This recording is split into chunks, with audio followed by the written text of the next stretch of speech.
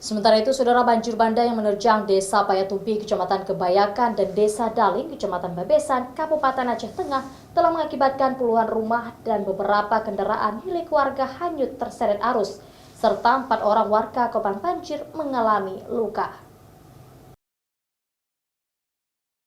Menurut data sementara yang dirilis Badan Penanggulangan Bencana Aceh atau BPBA, banjir bandang setelah diguyur hujan deras di wilayah Kabupaten Aceh Tengah telah mengakibatkan sekitar 57 rumah rusak dan 3 mobil serta 1 unit sepeda motor terseret arus banjir bandang yang terjadi Rabu sekitar pukul 15 waktu Indonesia Barat.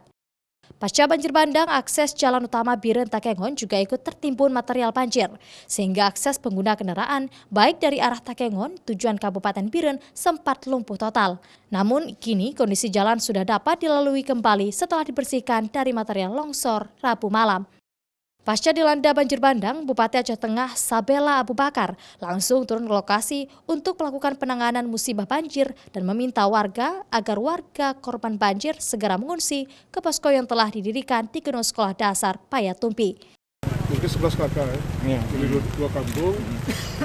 Kita siapkan dapur umum, kita siapkan tempat tidur, dan lain-lain. Kemudian yang perlu sekarang ini kita langsung pembersihan bekas atau dibuka kembali karena ada beberapa titik, 3 titik. Satu di ini, yang kedua di Dr. Pumulo, yang ketiga di WPM. Saat ini petugas dari Badan Penanggulangan Bencana Daerah dibantu oleh personel TNI dan polisi tengah melakukan upaya pembersihan material banjir bandang di pemukiman warga Desa Payatumpi, Kecamatan Kebayakan, dan Desa Daling, Kecamatan Bebesan, Kabupaten Aceh Tengah. Kondisi cuaca pasca dilanda banjir telah reda, namun masyarakat diminta agar tetap selalu waspada, khususnya bagi yang berada di daerah rawan longsor dan banjir. Raja Umar, Kompas TV, Banda Aceh.